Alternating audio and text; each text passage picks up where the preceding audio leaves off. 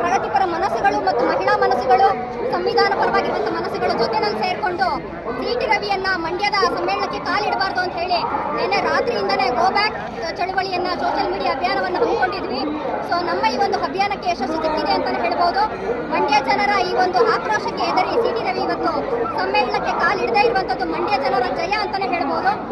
City Ravi ಮಹಿಳಾ ವಿರೋಧಿ ಅನ್ನುವಂಥದ್ದು ಇವತ್ತಿಂದ ಪ್ರೂವ್ ಆಗಿರುವಂತದ್ದಲ್ಲ. ಹಿಂದೇನೂ ಕೂಡ ಸದನದಲ್ಲಿ ನಿತ್ಯ ಸುಮಂಗಲಿಯರು ಅನ್ನುವಂಥ ಪದವನ್ನ ಬಳಸಿ ಅವನು ಪದೇ ಪದೇ ಕಾಮುಕ, ಅವನ ತಲೆ ಒಳಗಡೆ ಬರೀ ಅಶ್ಲೀಲತೆಯನ್ನು ತುಂಬಿಕೊಂಡಿದ್ದಾನೆ ಅಂತ ಹೇಳಿ ಪದೇ ಪದೇ ಪ್ರೂವ್ ಮಾಡ್ತಾ ಇದ್ದಾನೆ. ಇವತ್ತು ಸಂವಿಧಾನ ವಿರೋಧಿಯಾಗಿರುವಂತಹ ಅಮಿತ್ ಶಾ ಅವರು ಕೊಟ್ಟಂತಹ ಹೇಳಿಕೆಯನ್ನ ವಿರೋಧಿಸಿ ಸುವರ್ಣಸೌಧದಲ್ಲಿ ಮಾತಾಡ್ತಿದ್ದಂತ ಒಬ್ಬ ಹೆಣ್ಣು ಮಗಳನ್ನ ಅಶ್ಲೀಲವಾಗಿ ತುಚ್ಛವಾಗಿ ಮಾತಾಡಿರುವಂಥದ್ದು ಸಿಟಿ ರವಿಯ ಅಯೋಗ್ಯತನ, ಅವನ ಕಾಮುಕತನ ಮತ್ತು ಅವನು ಮಹಿಳಾ ವಿರೋಧಿತನವನ್ನ ಎತ್ತಿ ಹಿಡಿದಿದೆ. ಆ ಕಾರಣಕ್ಕೆ ಇವತ್ತು ಸಿಟಿ ರವಿ ಯಾವುದೇ ಕಾರಣಕ್ಕೂ ಮಂಡ್ಯದ ಸಾಹಿತ್ಯ ಸಮ್ಮೇಳನದಲ್ಲಿ ಅವನ ಭಾಷಣ ಮಾಡಲಿಕ್ಕೆ ಅವನಿಗೆ ಯೋಗ್ಯತೆ ಇಲ್ಲ.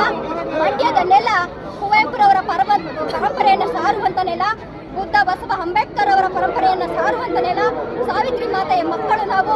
ಯಾವುದೇ ಕಾರಣಕ್ಕೂ ಇಂಥ ಒಂದು ಅಯೋಗ್ಯನಿಗೆ ಮಂಡ್ಯಕ್ಕೆ ಅವಕಾಶ ಕೊಡೋದಿಲ್ಲ ಅಂತ ಹೇಳಿ ಇವತ್ತಿನ ದಿನ ನಾವು ಪ್ರತಿಭಟನೆಯನ್ನು ಆಯೋಜನೆ ಮಾಡಿದ್ವಿ. ನಮ್ಮ ಈ ಒಂದು ಪ್ರತಿರೋಧ ಯಶಸ್ವಿಯಾಗಿದೆ.